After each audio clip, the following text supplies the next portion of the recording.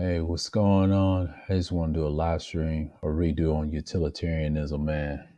Yeah, I'm just gonna get this right here. Let's see who's in the chat.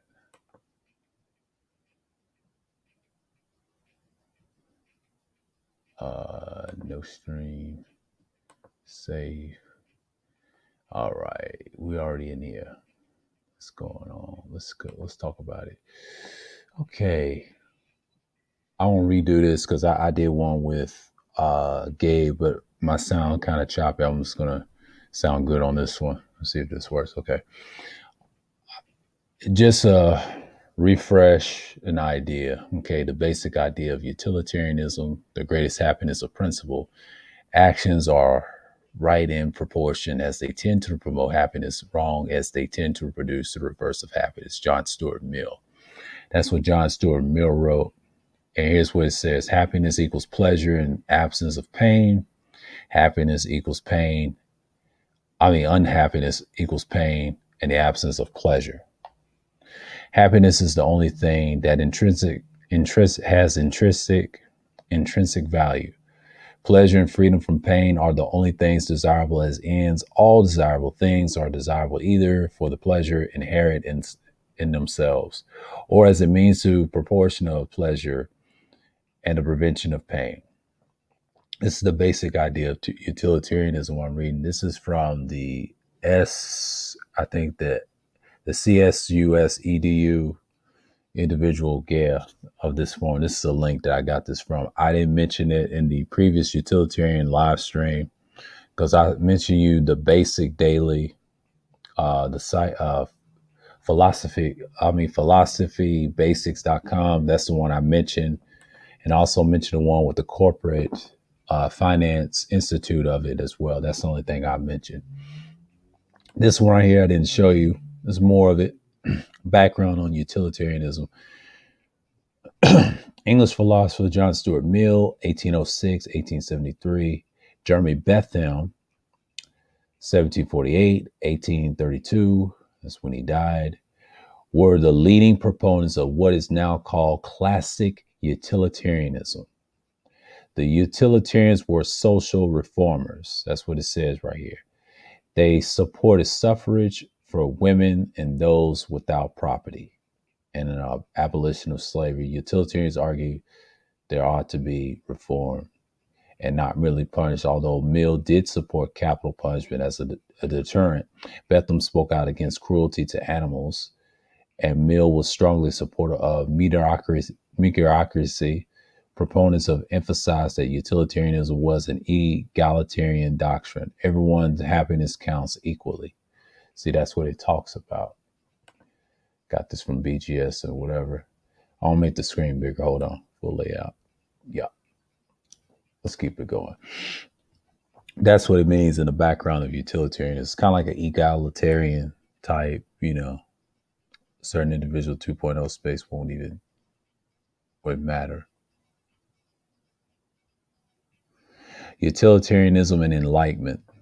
That's what I'm all about. But the science of enlightenment featured theories with a very small number of general laws, vast explanatory power. Newton's law, for example, seemed able to account for all the motions in the universe.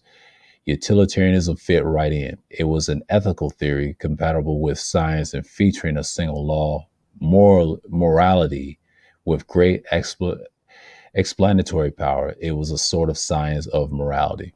That's what it is on enlightenment and utilitarianism. That's what it has the connections with. But the utilitarianism is a form of consequentialism. Consequentialism, whether an action are morally right or wrong, depends entirely on its consequences. But an action is right if it brings about the best outcome of the choices available. Otherwise, it is wrong. The good, the things, goals, states of affairs that are worth pursuing and promoting. The right, the moral rightness or wrongness of actions and policies. Consequentialists say that actions are right when they maximize the good. That's what utilitarianism is, a form of consequentialism. It births this as well. I mentioned that in recent videos, live streams, but it's a redo because I kind of sound clear on this one. Okay. Rhetorical argument. How could it be wrong to do what it produced the most goods? Wouldn't it be an irrational to insist that we ought to choose the lesser good in any situation? Utilitarianism defines the good as pleasure without pain. So, according to utilitarianism, our one moral duty is to maximize pleasure and minimize pain. So, yeah, that's what some of utilitarianism is. And objections to utilitarianism, we're going to read that. Utilitarianism equals hedonism. Objection. There is more to life than pleasure, knowledge, virtue, and other things are important too. Utilitarianism is a doctrine worthy of one worth of only swine. That's the objection right here. I'll read this again. Utilitarianism is a doctrine worthy only of a swine. And here's the reply. Utilitarianism requires that we consider everyone's pleasure, not just our own. Also, says Mill, there's more to life than a physical pleasure. Pleasure of the higher faculties, including intellectual pleasures, and inaccessible to lower animals, are higher quality than physical pleasures, and thus count for me. And here's Mill. It's better to be a human being dissatisfied than a pig satisfied. Better to be Socrates dissatisfied than a fool satisfied.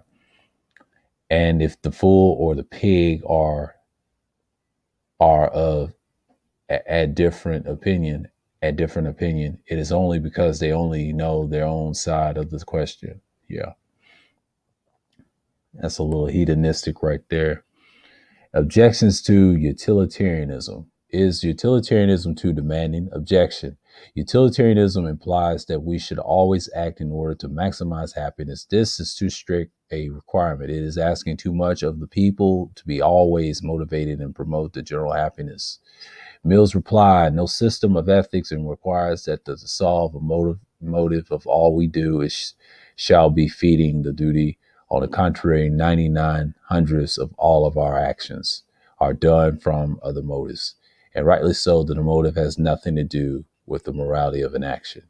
The great majority of the good actions are intended not for the benefit of the world, but for that of individuals of which the good of the world is made up. But many people have questioned whether this reply is adequate. Regardless of motivation, utilitarianism does require that people always act maximize overall happiness. Yeah, that's what it does. I want to see who's in the chat. Yeah. What's going on, Rashawn? What's going on? Sheep. Sleep TV. Salute. Yeah, salute. Let's see. Live demand and talk. Yeah. Just gonna mention this today. Yeah, objections to utilitarianism, not enough time. Objection, I'm gonna read this. In the real world, we do not have time to calculate the effects of our actions on the general happiness. Therefore, utilitarianism is useless. That's what they say in an argument. Objection. Here's Mill's reply. There has been ample time, namely the whole past duration of the human species. During all time of mankind have been learning by experience the effects of some actions on their happiness.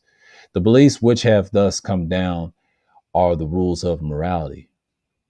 In other words, we do not need to direct utility calculations. In most cases, we can apply subordinate rules, which are rules of the thumb for maximizing happiness. That's what it always says. Just like Mill, John Stuart Mill is a qualitative utilitarian, and Jeremy is also a quantitative. He deals with numbers, and quality is just, it's like a branch of his work, but it deals with the reject of hedonic calculus and categorize pleasure and pains in more qualitative manner. That's what it is, pleasure and pain. That's what the qualitative utilitarianism is going to be about. The other one deals with numbers, the maximum of happiness. Subordinate rules, example, keep your promises, don't cheat, don't steal, obey the law. That's the subordinate rules. Now, the subordinate rules are what we would normally call common sense morality. According to Mill, there are rules that intend to promote happiness, so we should internalize them as good rules to follow. They have been learned enough. They have learned through the experience of many generations, but a subordinate rules are just that, subordinate.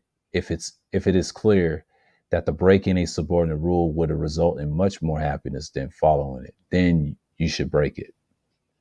And that's what it says for the subordinate rules, but breaking subordinate rules. And here it goes. In some cases, it may be necessary to a direct utility calculation. When you are in an unusual situation that the rules don't cover, when the subordinate rules conflict, when you are deciding which rules to adopt or teach. Okay. The euthanasia or mercy killing, the killing of an innocent in order to end pointless suffering, is a good example of something that violates a subordinate rule.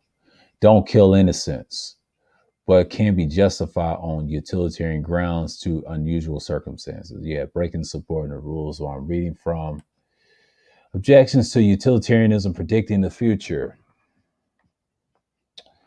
Here's an objection of it. This is a person with the objection. Okay. Utilitarianism requires that we know what the consequences of our actions will be, but this is impossible. We can't predict the future. And here's the reply. It is true that we can't predict the future with certainty, so we should perform the action that we have the most reason so to believe will bring about the best consequences of alternatives available. Here's the example. You need $2,000 to pay some medical bills. To get extra dollars, you can either borrow some money now and pay it back later by working extra hours, or B, that's A. I'll read it again. Borrow some money and pay it back later, or pay it back later by working extra hours. And here's B. Spend all your money on a lottery tickets in the hope that you'll win big. It's possible that you will win the lottery, but this isn't likely. Given the probabilities, it is more reasonable to believe that borrowing money will bring more happiness. Yeah, these are three examples of it. That's the number side of the game of it. Here's the objections to utilitarianism and individual rights. Here we go. Here's the question. The objections is kind of like questions. Just because something makes people happy doesn't make it right. Specifically, it is wrong to harm certain individuals in order to make other people happy. A thought experiment. The case of the inhospitable hospital. Suppose that Jack is in a hospital for routine tests. There are people there who need vital organs right away. A doctor has the opportunity to kill Jack and make his death look natural. It would maximize happiness to cut Jack up and give his heart to one patient, his liver to another, his kidneys to still others, and so on. Here's in parentheses. We are supposing that the organs are good matches and the other patients will die if they don't get them. Utilitarianism seems to imply that the doctor should kill Jack for his organs, but that would be morally wrong. Yeah, in a way, that's a evil side to it, but that's the thoughts of the objections right there. See, it's pros and cons to this doctrine. I've heard this a few times from BGS on the Black Pill, but he doesn't go in depth with this ideology right here. But we're going to see. Here's a scientific experimentation. Scientists create situations in laboratories in order to test their theories. They want to find out what would happen when certain conditions hold. If what actually happens under those conditions agrees with what their theory predicts will happen, then the theory is confirmed. Otherwise, the theory is falsified.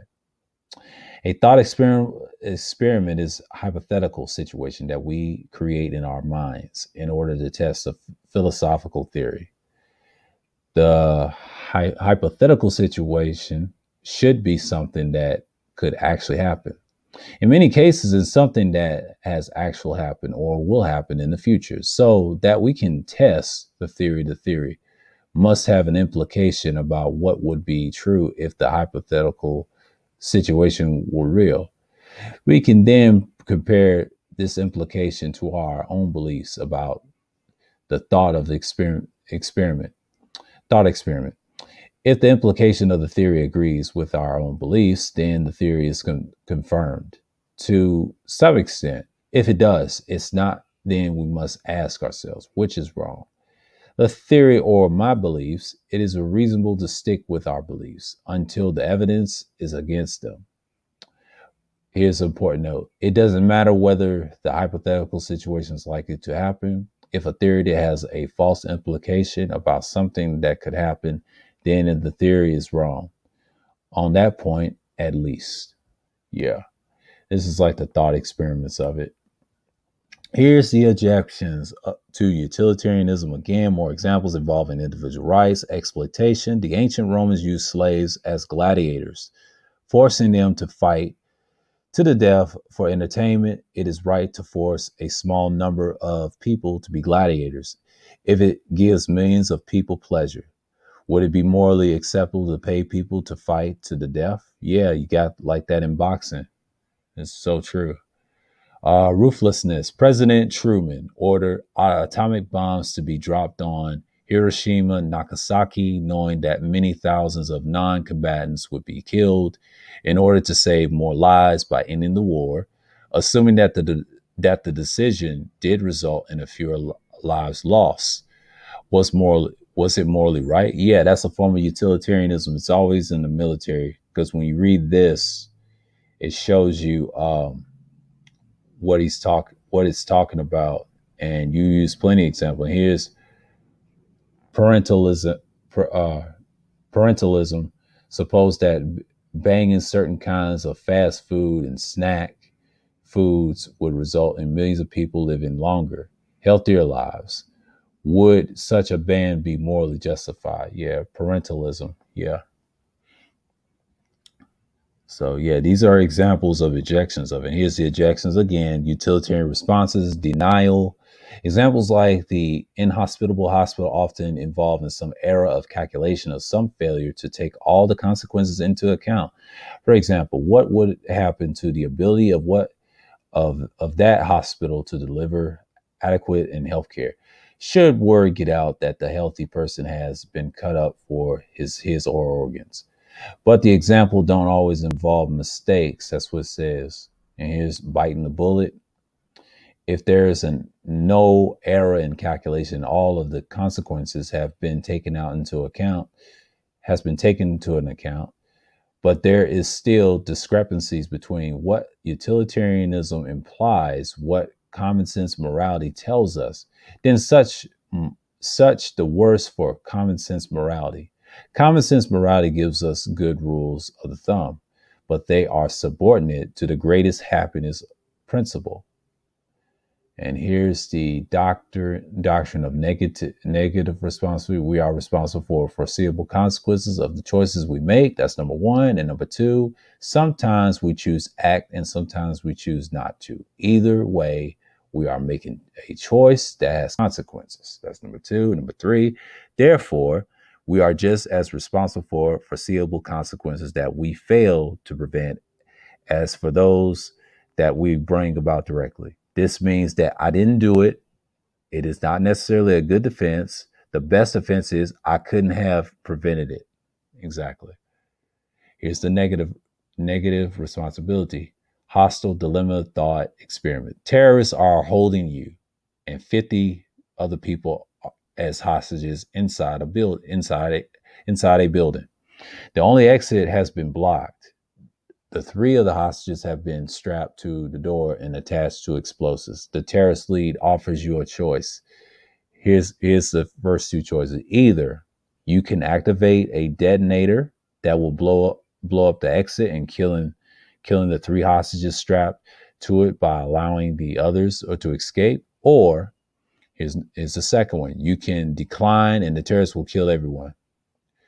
See, the second one is more nihilistic. The other one, you sacrifice three people. That's a hedonistic move right here. I read this in a recent video, and I'm going to read those again. I'll read the second one. You can decline, and the terrorists will kill everyone. That is like nihilistic right there.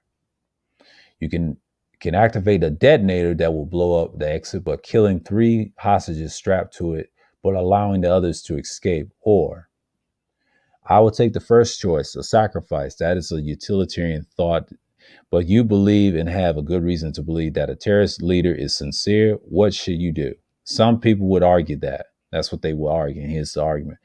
It's a terrible that everyone would be killed, but I have no right to kill anyone myself. I am responsible for my own actions. The terrorist is responsible for his. If he kills everyone, then that is his evil, not mine. But if I activate the detonator, then I will have committed an evil act. Therefore, I'm morally obligated to take an opinion. What does utilitarianism imply? What do you think?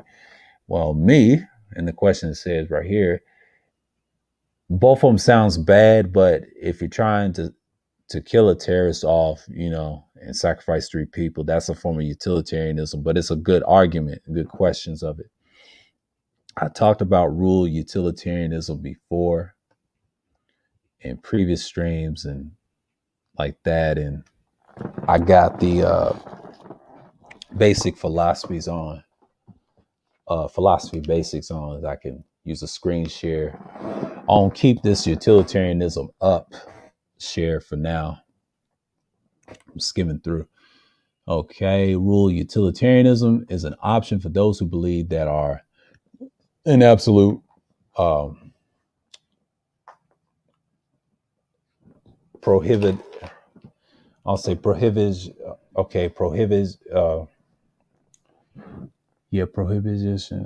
Okay, absolute prohibit on certain types of actions, but do not want to give up on utilitarianism completely, according to RU. But the principle of utility is a guide for choosing rules, not individual acts. Rule utilitarianism: an action or policy is morally right if and only if it is consistent with the set of rules, moral code that will maximize happiness if generally followed. Yeah. Okay. Let's see right here.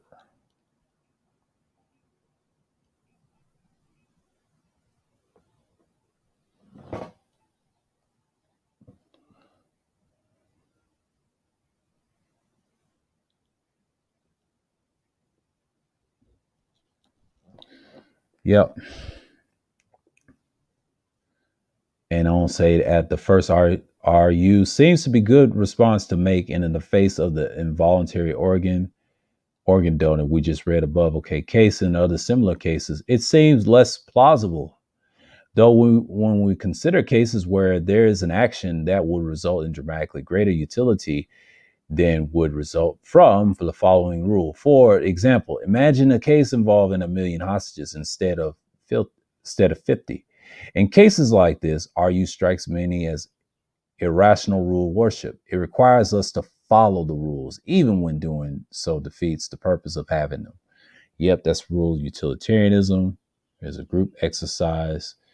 Yeah, this is just a piece of it, the objections of it. So, I'm just going to look at it, and I'm going to stop here with the screen share, and then I'm just going to go, yeah, what's going on, sheet? Going to screen share. I know people left. Good likes. All right. I'm just going to hit this link real quick. We're just going to do another piece of it. I'll redo it. Let's see. Come off my screen. Okay, we already gave you the introduction of it on this.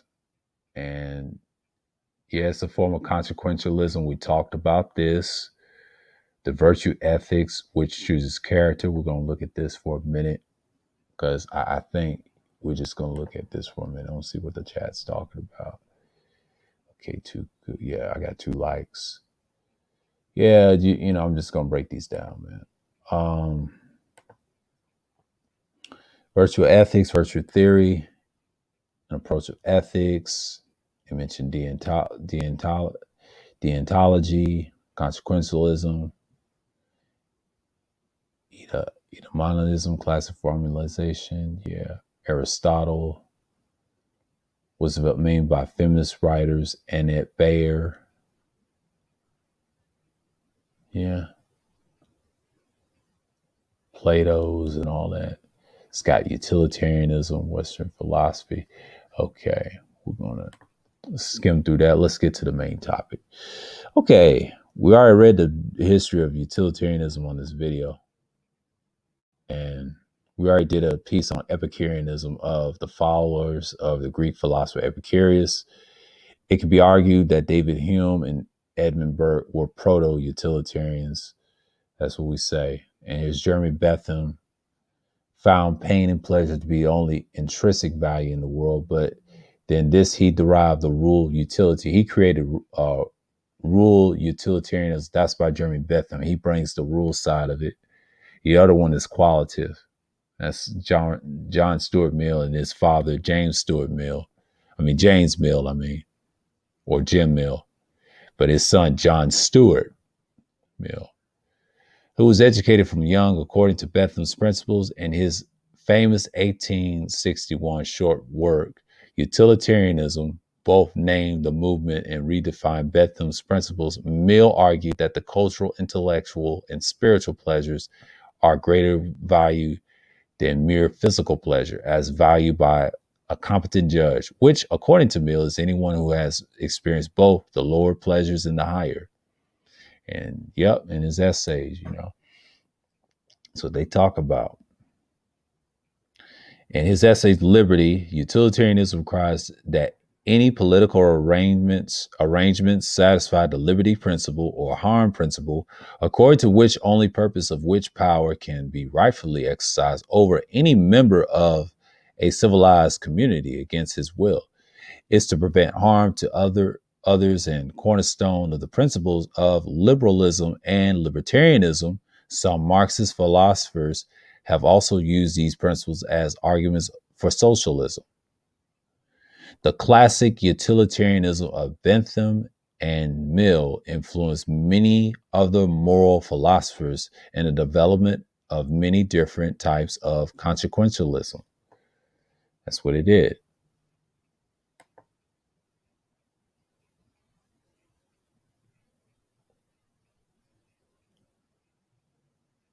It rejects communism and socialism. This is a counter. But it has John Stuart Mill. It's basically, in a political sense, it's basically utilitarianism. And you see it again. He declares the doctrine of utilitarianism requires that political arrangements satisfy the liberty principle, where each person is guaranteed the greatest possible liberty that will not interfere with the liberty of others and other maximize happiness. Yep. That's what libertarian is. Basically utilitarianism in your face. So, I ain't gonna get into that. Here's the criticism of it, relatively few, altruist, temporary, and if sadists, we read this before. They had the word dichotomy.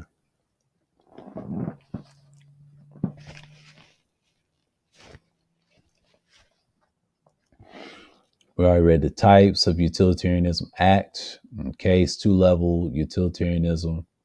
You got the motive, you got the total, you got the average, you got the negative, the sentient utilitarianism. So, yeah. So we did this before. We're going to stop screen share. I'm just going to keep this in case if someone tries to, Let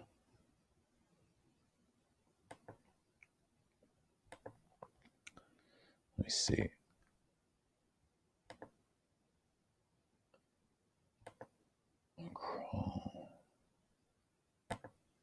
Won't redo this.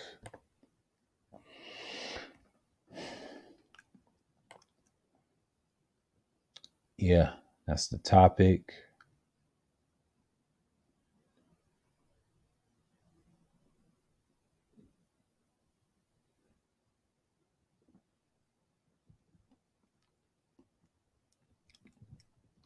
I mentioned these two guys before. I'm going to break down qualitative utilitarianism again. I'm going to read it. It's a branch of utilitarianism that arose from the work of John Stuart Mill, 1806. Y'all know that. 1873, English philosopher, civil servant, politician. Qualitative utilitarianism rejects hedonic calculus and categorized pleasures, and pain is more qualitative matter. And here's what he argued: that certain pleasures and pains were the greater consequences than others, even if there was no quantifiable proof of their increased importance. He argued that higher pleasures could only be recognized by those who have experienced them. And there's criticisms of it. And quantify means numbers of utilitarianism. See, a Bethamite is a branch of utilitarianism that was developed out of the work of Jeremy Bentham in 1747, 1832. He's an English philosopher, economist, political science, legal scholar, and social reformer. Quantitative utilitarianism is concerned with the aggregated utility maximization, maximizing the overall happiness of everyone. He uses hedonic calculus to determine the rightness or wrongness of actions. Bentham's fundamentally oxymy states that it is the greatest happiness of the greatest number. That is the measure of right and wrong. The concept of hedonic calculus, also known as the Pfeffelic calculus, was developed by the Bentham in his 1789 text, Introduction of the Principles of Morals and Legislation. According to quantitative utilitarianism, every action results in some amount of pleasure and some amount of pain for an individual. Hedonic calculus aggregates the individual pleasures and pains on the basis of their intensity, duration, certainty, perpetuity, and fecundity, purity, and extent. Yeah, that's what it is. And here's number one criticism of utilitarianism. Human happiness is impossible to quantify. This is one of the primary criticisms of the quantitative utilitarianism. Human perception of the same experience varies great among individuals, that the fact does not allow for the consistent quantitative process. And in addition of all ethical systems stemming from the consequentialism, the belief in the actions are judged on the basis of their consequences, are limited by the ability to guess as the future consequence of present actions. But consider 3 X, Y, and Z. We already read those earlier, and here's the number 3. But the motives behind actions are ignored. Consider 2 individuals, A, B, who donated $100 and $1,000 respectively to the charity. Suppose the individuals donated the money because he wanted to help the charity. Individual B made the donation so that he could prove his own standing in society. Utilitarianism would consider individual B's donation to be superior to the individuals as A's donation, despite the fact that it was made with an ulterior and less noble in motive. Yeah. And we read this before about the numbers. We're going to keep this. I'm just going to use this right quick. We're going to stop and we're going to talk about the 13 disadvantages of utilitarianism. I'm going to stop and I'm going to put it on the screen because we can always go back to the link, and I'll set the link in the chat if y'all want to come up and discuss or whatever, but I'm going to do this and do it right. So, yeah. I'm going to screen share. Hit the Chrome tab.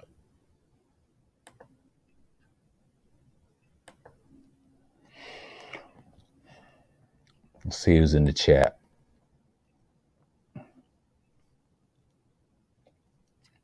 All right. Nobody in the chat. Let me do this.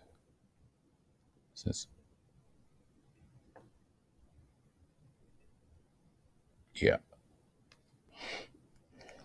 Got links for days. Okay, 13 advantages and disadvantages of utilitarianism theory. You can get this from greengarageblog.org.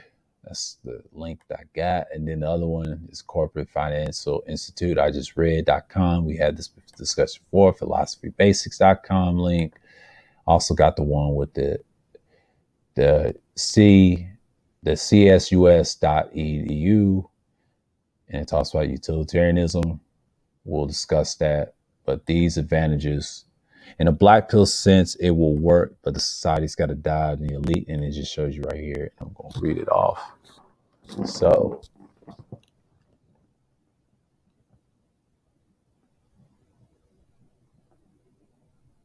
give me just a moment.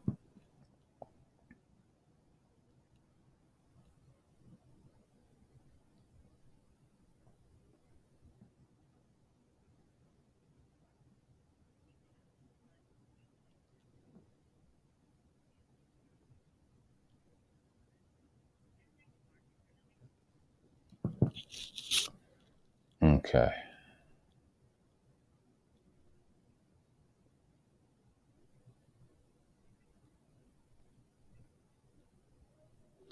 Let's see. Utilitarianism is a doctrine which suggests that actions are correct if they are useful to the benefit of a majority of population. Determining morality or ethics or every decision relies upon the resulting outcome instead of any action factor involved. That means what is the detention of the ends justifying the means in any situation. There are three fundamental principles that utilitarianism follows to create an ethical structure for society. And here's the actions. Actions are right and only right if the consequences of them maximize whatever is good or anything that is bad. The only thing that's good in society is happiness. Actions are only correct if they can maximize pleasure for the majority of everyone. When we look at this definition of utilitarianism, there are some assumptions that must be made. We must believe in the happiness is good for an individual in the first place. There must also be desire within society to pursue what would be considered something that creates that reaction. By doing so, the idea is that the suffering could be reduced because we're all working together to create a world that is mutually happy. But these are the critical utilitarianism pros and cons to review when looking at the definition of this theory.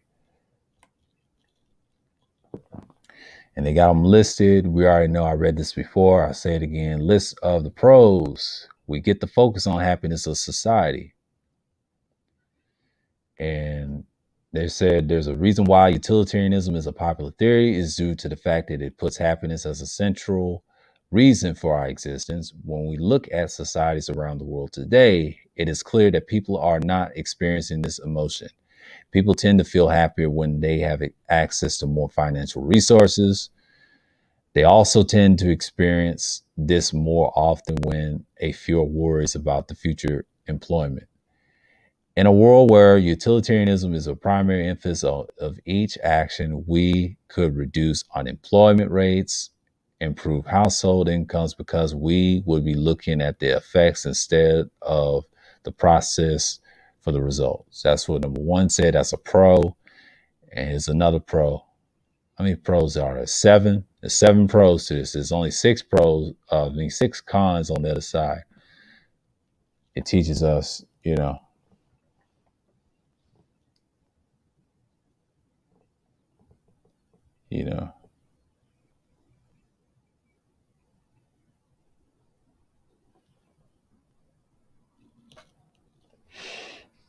it teaches us that harming other people is wrong.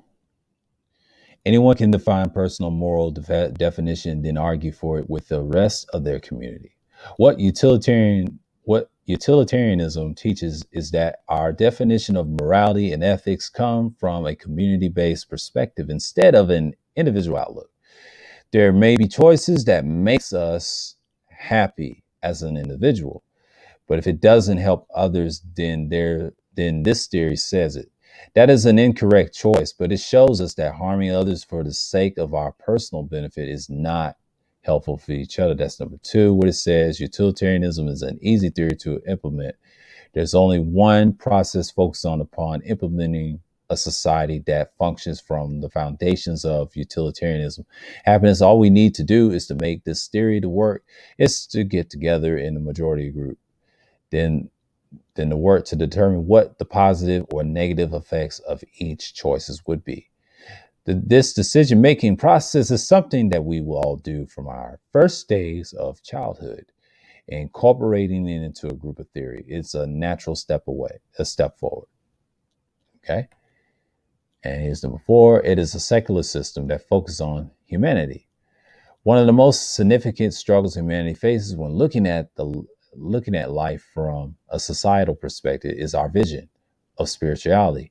According to various estimates, there are roughly 4,200 different religions being practiced in our world right now. Trying to pin down what someone consider a spiritual belief, what another person would think to be scientific fact, can be challenging when placed the focus of each moral decision based on happiness alone. Then we eliminate the inconsistencies which occurred when focusing on supernatural deity from an individual perspective. And here's number 5. Utilitarianism seeks to create the highest good. Although in a perfect world although in a perfect world we would want to see everyone to have equal happiness opportunities, there is enough of a difference within our various subgroups that can make this impossible to achieve. That's why utilitarianism focuses on the majority as a group for happiness instead of everyone. When we are pursuing the ideas that bring maximum of level of joy into our lives, then we are limiting the potential for harm and occur in our families, communities, and overall culture. That's number 5. That's one of the pros, and it's 2 more pros. It focuses on democratic process for forward movement.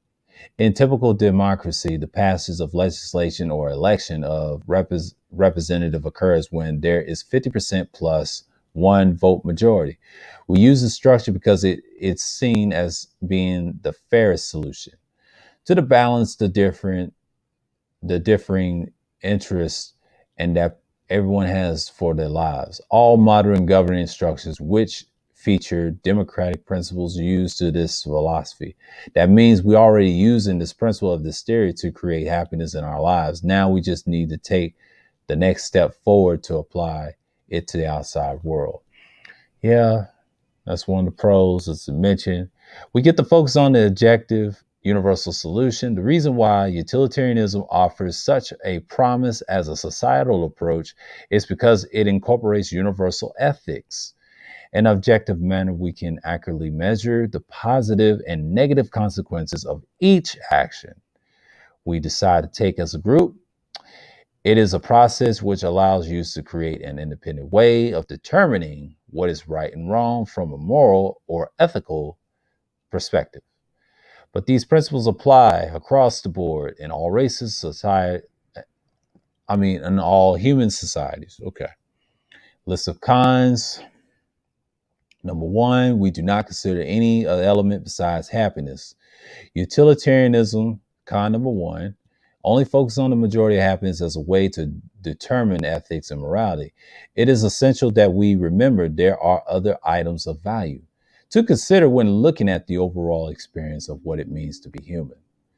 Love is something which offers tremendous value, but it also can cause extraordinary heartbreak. We eat foods like kale because we know that it is a healthier choice than eating Twinkies every day, even if we prefer to do the latter because it makes us feel better. There are decisions that we make every day that look at long-term perspective rather than how we feel in the moment. Utilitarianism has some benefits, but it also ignores a lot of our life experiences. Yep, that's con number 1. Con number 2 is only probably 6. Okay. It creates an unrealistic perspective for society. Imagine the scenario. There are 8 people right now who benefit from having your organs. We just mentioned that from the other utilitarianism on the CSUSED, talk about the organs and all that. They use this in here. I'm going to line it up. Okay. When looking at principles of utilitarianism, the balance of happiness over harm supports the idea of putting you to death to improve the satisfaction of everyone else. Why? Because you are not in that majority. If there are 8 or other people, you to make 9, the chances are that everyone else would vote to save themselves as a group at the expense of your life. That is why the ends can never justify the means. It makes it too easy for the majority of people in society to create harm using the balancing principle. The happiness of the minority must also come into consideration. Yep, the Masonic top. That's right. That's another con where it won't work. It can backfire on you. Okay, utilitarianism can be unpredictable. When the last time you were able to predict the future accurately? There are times when we can take educated guesses also to what is going to happen, but it's very rare to receive a promotion about a future event that actually comes true. That means it's incorrect based off the ethical choices about what may or may not happen tomorrow. We must focus on what happens now and in this moment to determine what path we can pursue to create and improve society. If we are looking at the potential, then there is a possibility that we could achieve nothing. You know.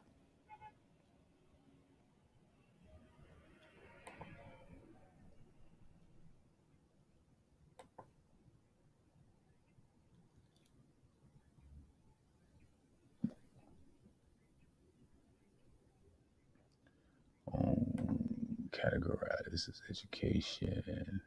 Hold on a minute, guys. I'm working in the chat for a minute.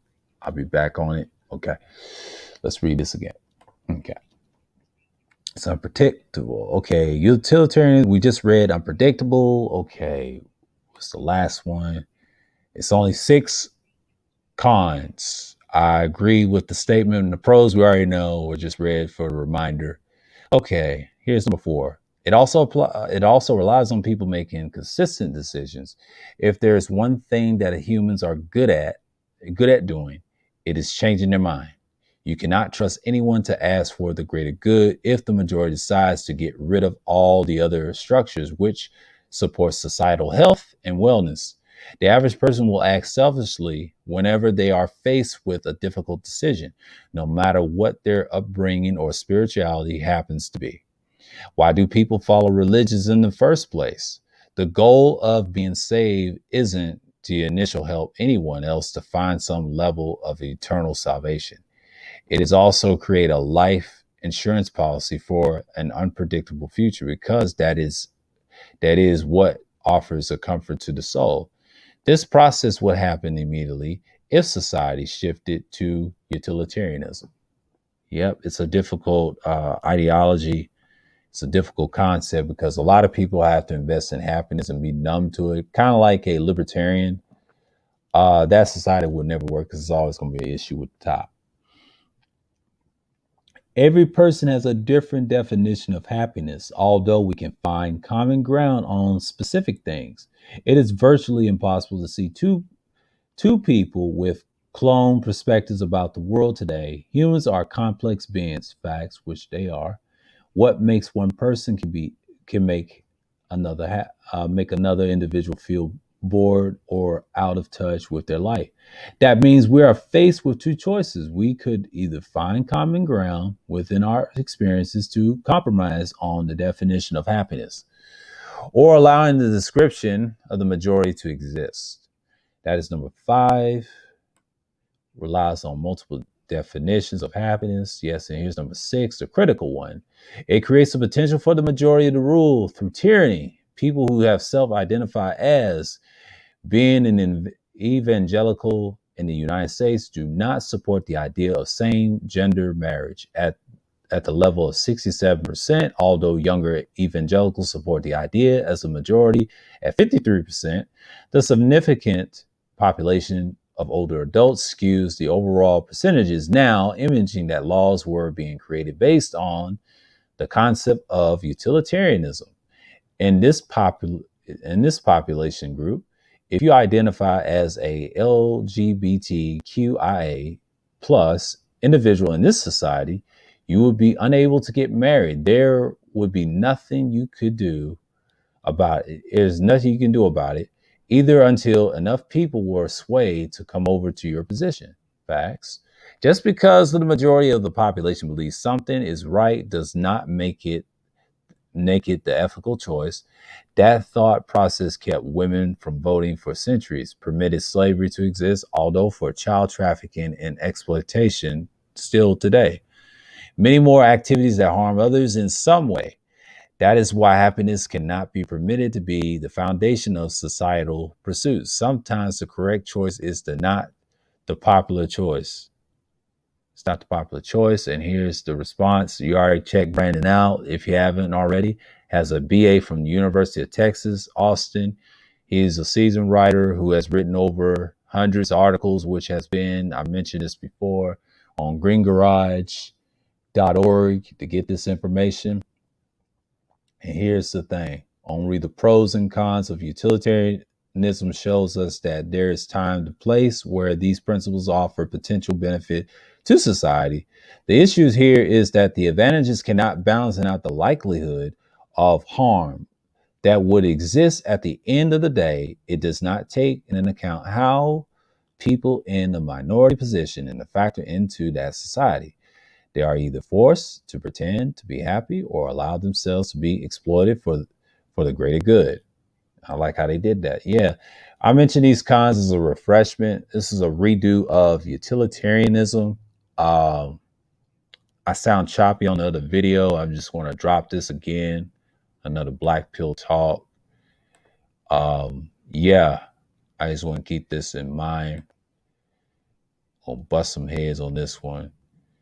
And yeah, I'm gonna exit the layout. So again, yeah, this is something I've been wanting to redo, and we can see what we're talking about. I'm gonna copy and paste the link.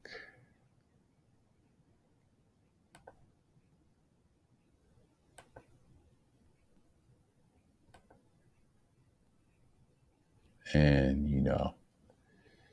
this is something I'm gonna wait. I'm gonna post the link in the chat. It's been 50 minutes to an hour. I'm gonna put this up. I'm gonna pin it in the chat in case y'all want to talk about this. So yeah, I mentioned the pros and cons already. So I'm gonna stop the screen share. Go to StreamYards. Let's share it a little bit. Screen share, and we're gonna talk about the numbers. Let's see. With this here. Yeah.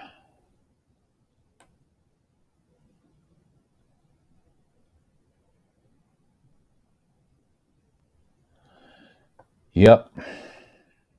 I mentioned the pros and cons. We in it. Just gonna look at it for a minute. Yeah, I just want to redo the topic of utilitarianism. And yes, like it says, the maximum happiness of the greatest number. I just want to redo it because I sounded choppy on the other one. Change of construct. This is like a redo of the stream, trying to get some good quality. But yeah, it's unfortunate that it's least talked about in the space. I mean, it's a good ideology, It's just one of those things that you can just get into and things like that. But yeah, that's construct mind. So, if anyone wants to hop up, I've seen more, or if not, I'll find something to post in. Because I know this will be like 50 something minutes, but it can be chopped or whatever.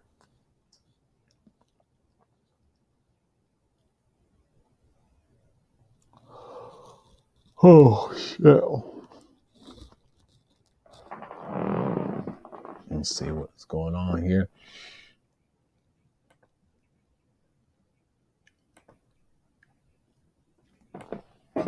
Let's talk about utilitarianism, like pill.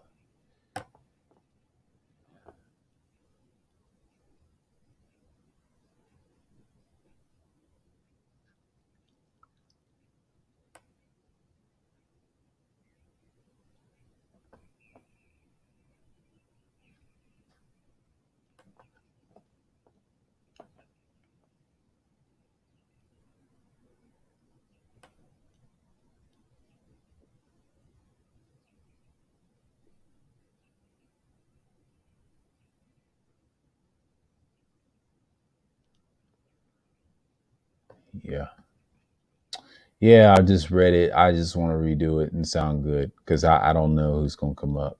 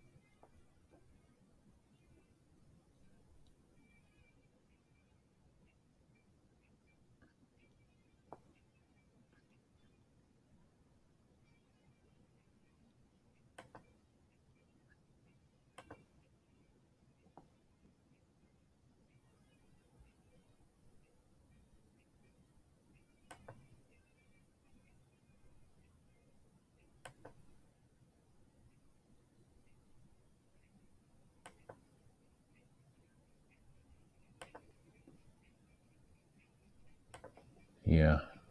Let's see what's going on in the chat. Yeah.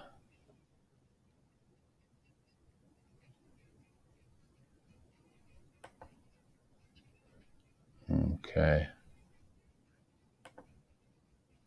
I'll be on the build, man. About to hit the stores real quick. Okay. Take your time. And yeah. Yeah, I'm gonna wait till someone comes up.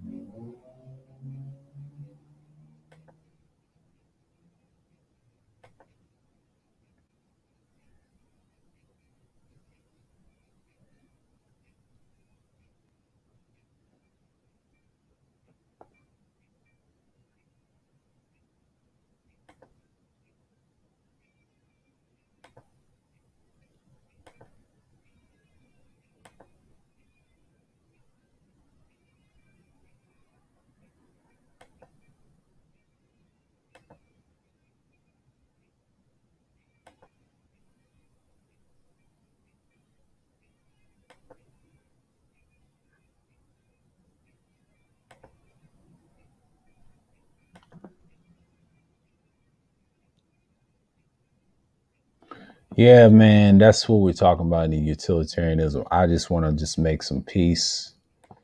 You know, this stuff is like wild, man. Like, I ain't gonna find no links. I'm gonna drop this one off. Keep the ones I got. I'm just gonna research more. Yeah, let's get this out the way.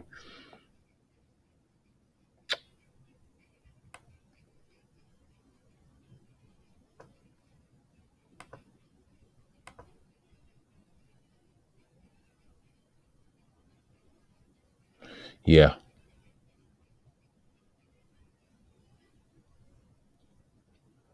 Just gonna keep it up. But,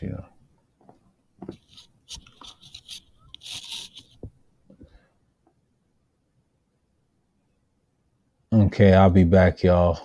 I'm gonna check on something. The stream will go. I'll be back.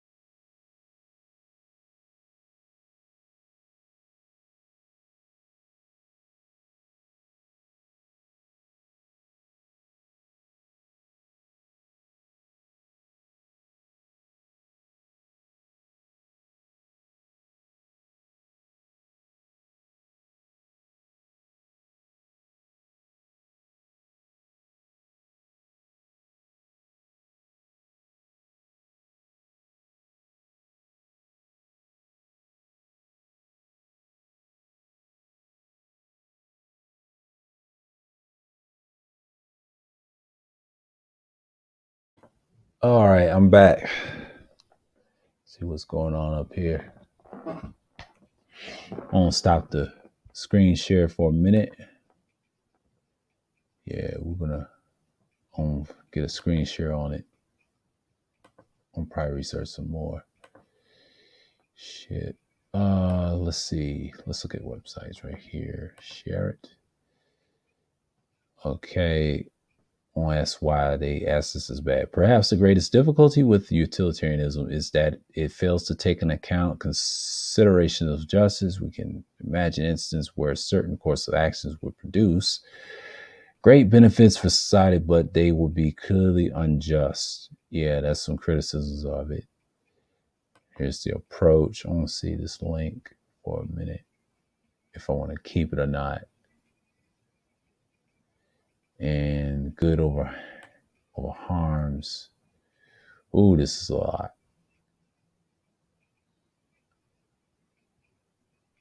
Yes, 2014. That is a lot.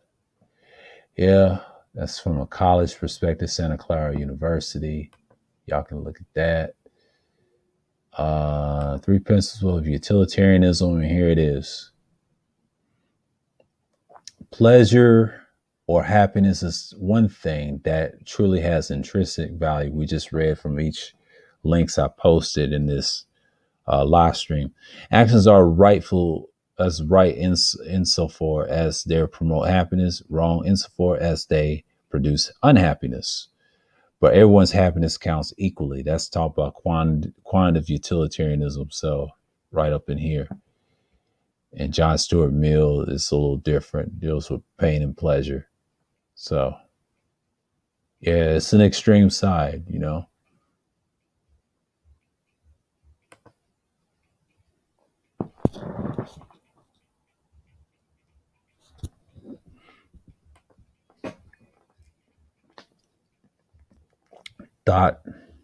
.co.com. That's what it explains. Intrinsic value number 1. Utilitarianism gets its name from the term utility, which in the context does not mean useful, but rather means pleasure or happiness. To say that something has intrinsic value means that it's simply good in itself. A world in which this thing exists or possess or experience is better than the world without. All of the other things being equal, intrinsic value contrasts with the instrumental value. Something has instrumental value when it's a means to some end. For example, a screwdriver has an instrumental value to the carpenter. It is not value for its own sake, but for what it can be done with it. Now, Mill admits that we've seen the value of some things and other in the pleasure and happiness for their own sake. We value health, beauty, and knowledge in this way. But he argues that we will never value anything unless we associate in some way with pleasure or happiness. Thus, we value beauty because it is a pleasurable to behold. We value knowledge because usually it is useful to us in coping with the world, and hence is linked to happiness. We value love and friendship because they are sources of pleasure and happiness. Pleasure and happiness, though, are unique, being valued purely for their own sake. No other reason for valuing them needs to be given. It is better to be happy than sad. This can't really be proved, but everyone thinks this. Mill thinks of happiness are consisting of many varied pleasures. That's why he runs the two concepts together. Most utilitarians, though, talk mainly of happiness. And that is what we do from this point on. Yeah. We're going to get into it. I'm going to screen share it. I'm going to maximize the screen share. Hold on. Yeah. So y'all can look. One sky watching, but it's okay. I'm going to read. I know people are going to squint. On the phone.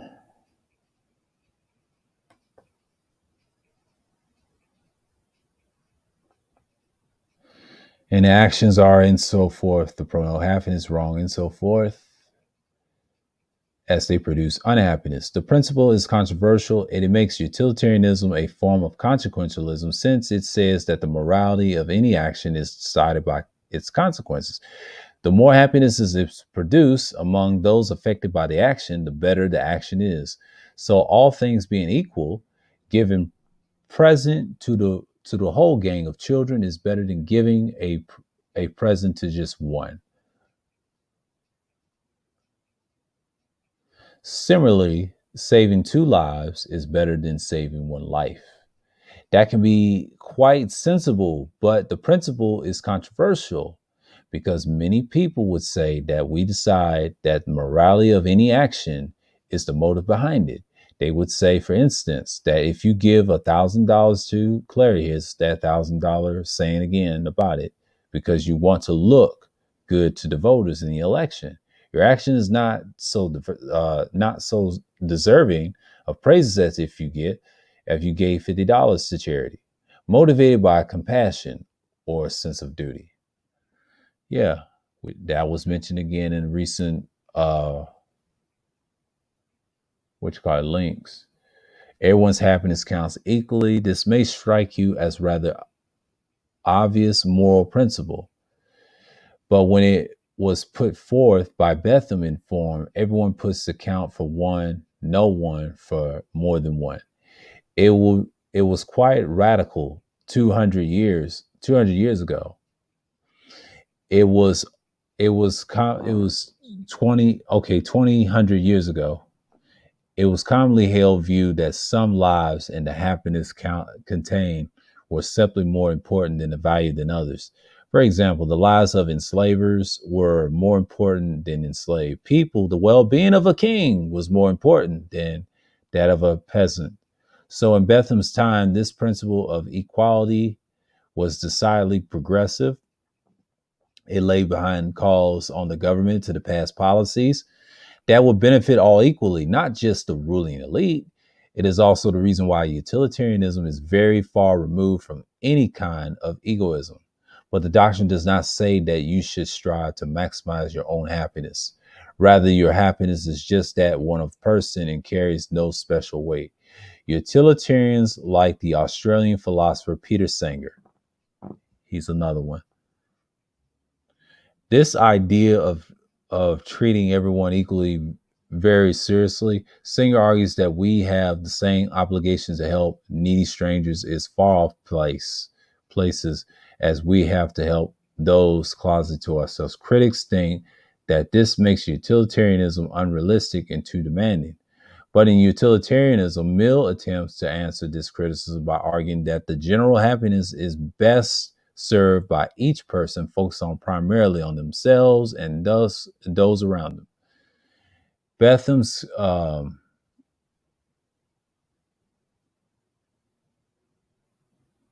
dirty egoism. Yeah, I read that. Okay.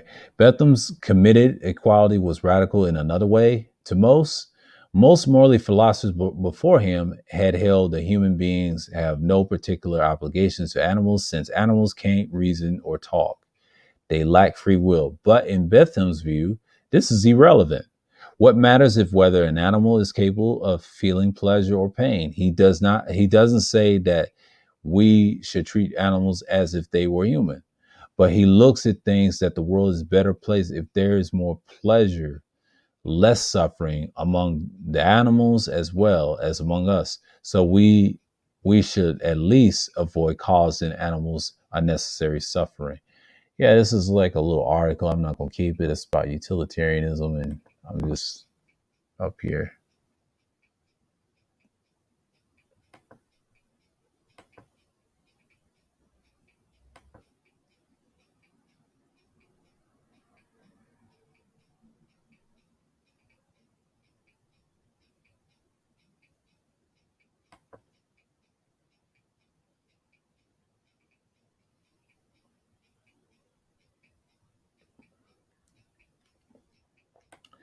There's advantages, disadvantages, and this is 15 interesting pros and cons of utilitarianism. Hmm.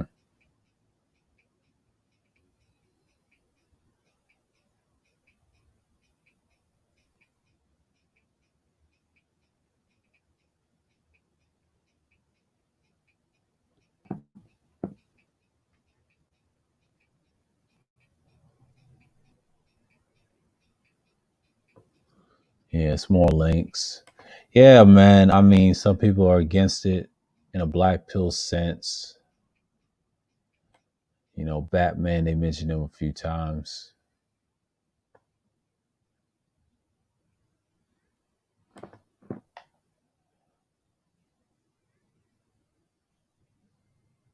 Let's put this up here. I'm gonna share the link again.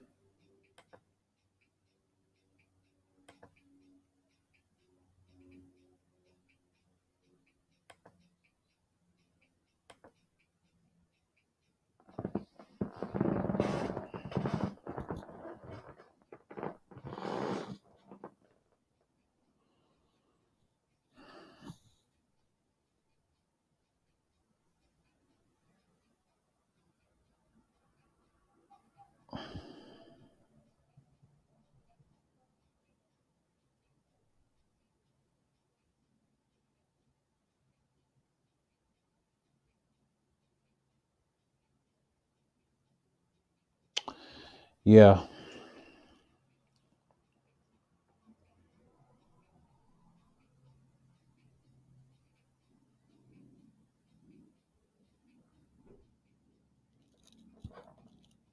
Yeah, that's what we got, right?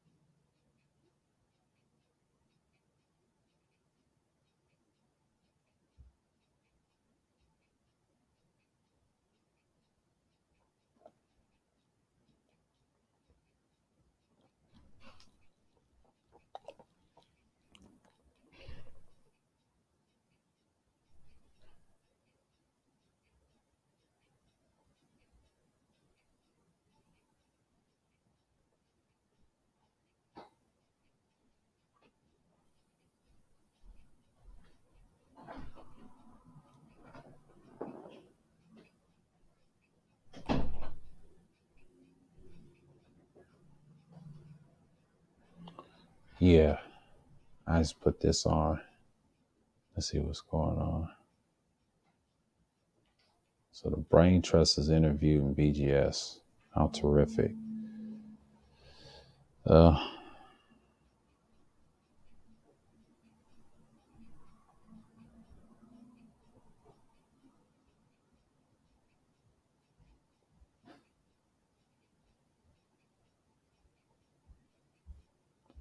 Yeah.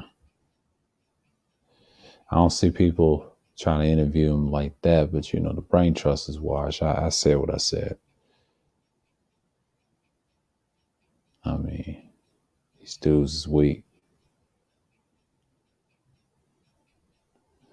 But you know, I know people ain't come here to build, but yeah, I mean, the links in the chat and the pin feed. So yeah, this is a redo of it. So, you know, I just want to put this out here, you know, just like like I had to redo it because what I saw, the static I was going in, but this one is going to be right there. So yeah, just for now, I'll look some links up. Okay, see if y'all can see me. Let's get out a full layout. Yeah, I just want to just put this up here. You know, man, it's just one of those things that you can.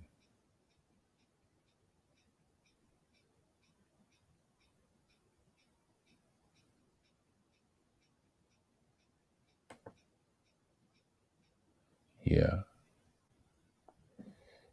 Okay, let's look at for some more. I mean, I was trying to look for something in links, but you know, because I was going to do something I was going to put this at 8:00. I decided to do it at 4 or 5. You know, just look at the downtime in the stream.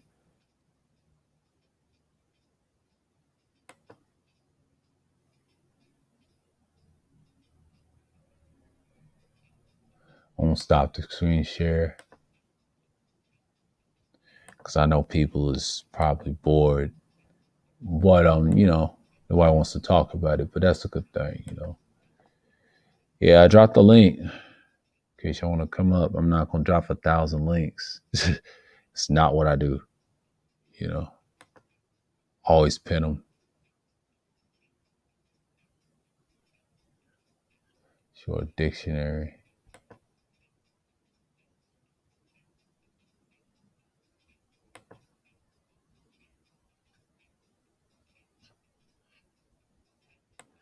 Just gonna see what's going on.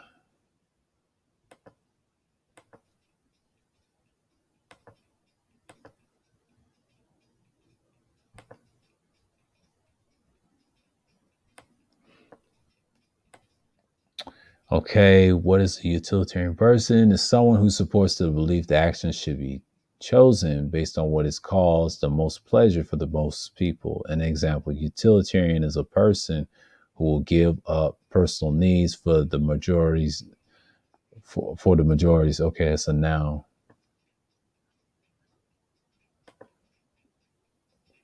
So if it's 8:00, it's 5:00 with BGS over their time. Ain't nobody gonna watch that. I'm definitely not gonna watch that.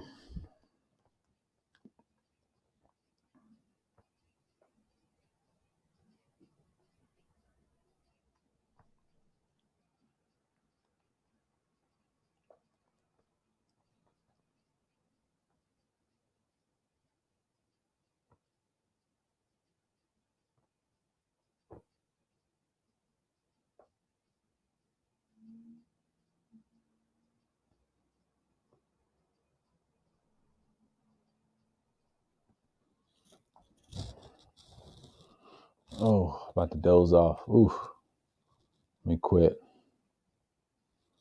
Yeah, man. Let's see who's in the chat. Yeah, it's been an hour. Yeah, I'm up here streaming. Yep. Because I'm just looking at what's what. Let's see, check my phone. Okay. Oh, excuse me. That's a disadvantage of utilitarianism. Society does not solely focus on happiness when it makes choices. The ends never really justify the means when consider happiness. Outcomes are unpredictable when dealing with the future. Happiness is something that is subjective. That is so true. That is so true.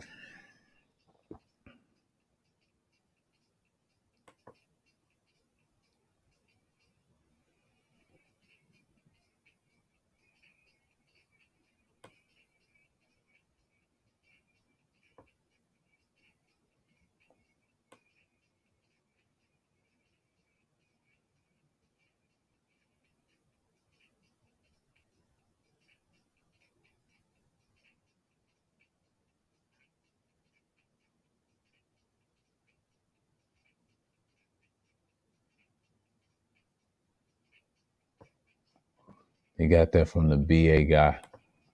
Ain't that much on utilitarianism, man. Utilitarianism.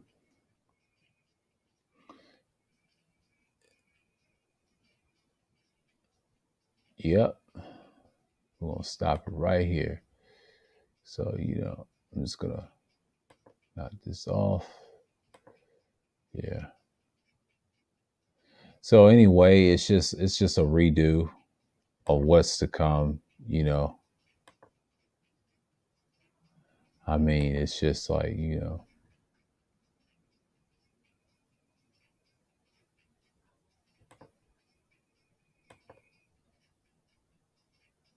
I'm going to put this up here in case y'all don't want to read.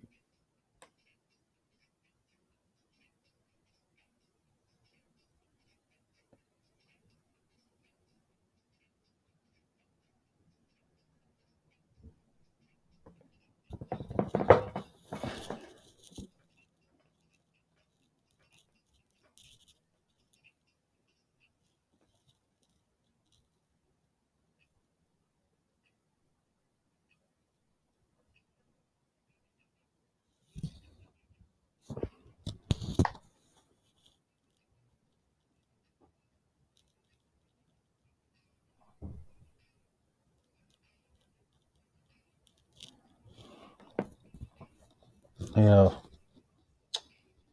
because I know it's going to be an hour. Yeah, because that's one of the reasons I did it. It's a redo. But, nobody's not going to be interested in this topic. But, yeah, man. Let's see what the live views is going. Yeah. Let's see what's in the chat.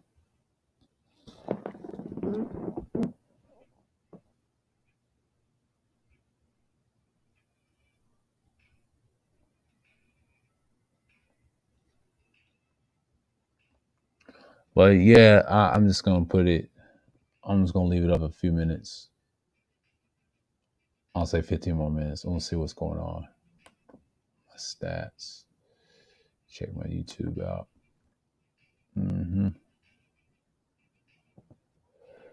Cause nobody really talk about that.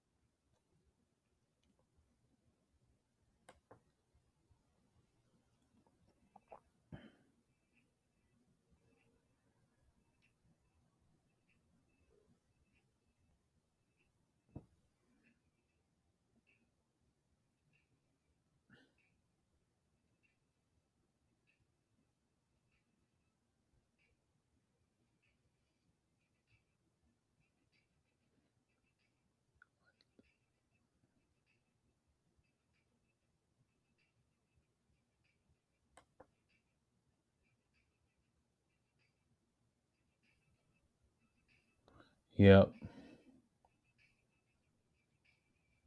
I know it's 8 views right now, but yeah, man, it's something. Live replay and all that. But then again, you gotta look what you got, you know. But, I know links in the chat. Trying to see who's in here. People Skywatch and all that. But that's part of the game, man. Like, one thing about me, is you study this stuff, you get into it, and I had some redos on it. So, I just put some links out there, to see what's going on. Because I did topics like these before, so this ain't nothing new. I think I did one with Abe, and then it sounded choppy. So yeah, this ain't nothing new.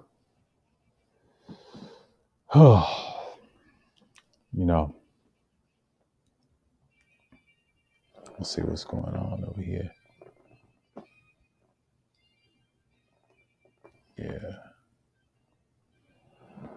Yeah.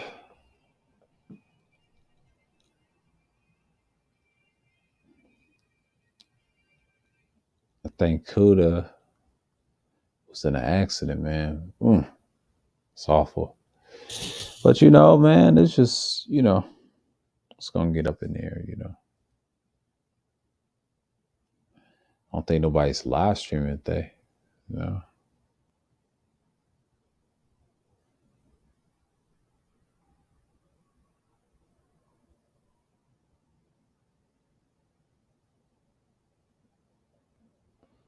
And that live stream's a joke.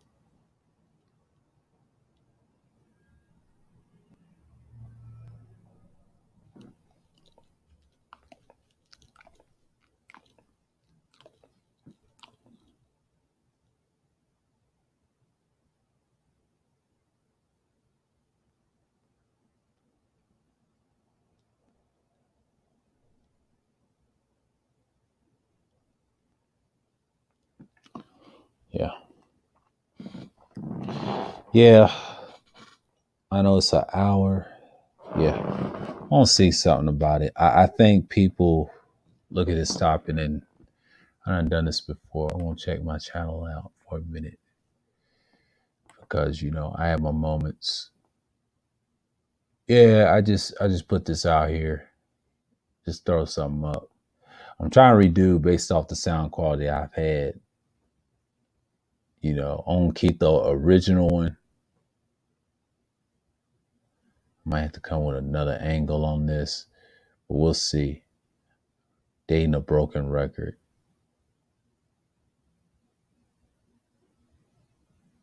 Yeah.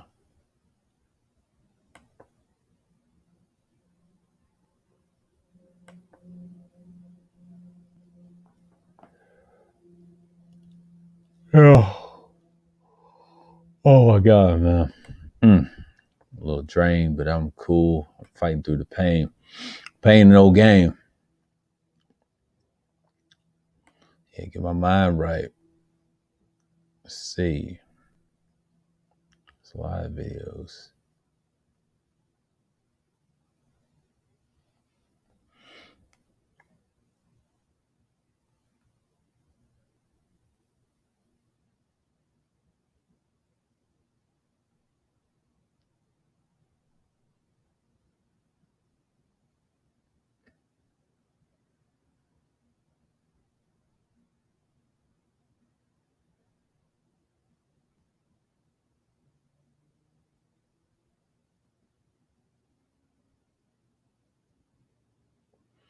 Yeah, that got 19 views. Yeah, when it's a serious topic, it just it don't fall through. But we'll see how many views we're gonna get on this one. That sound better. So yeah.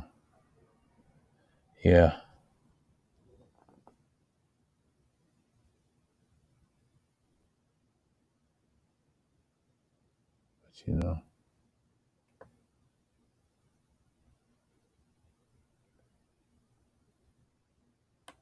back to the screen share. Yeah.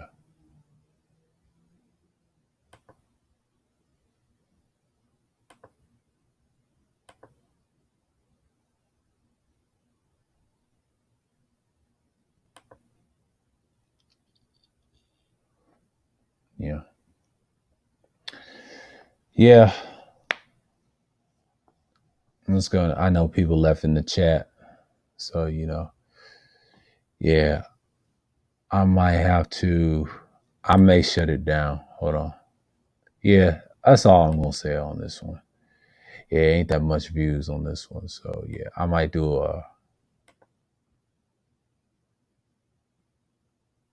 yeah, they gave me a like. Okay, good. Yeah, the link's in the chat, but I'm cool. Yeah, I discussed this before. It's a redo. I just want to throw this stream up. I already got my points made across. So with that, I just want to say shalom and peace.